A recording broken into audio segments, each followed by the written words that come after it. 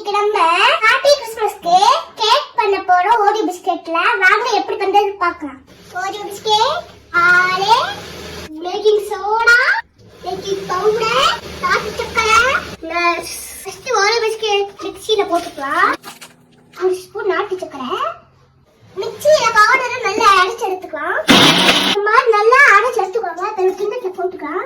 Baking powder, baking soda, பால் ஊற்றிக்கலாம். Mix பண்ணிக்கலாம்.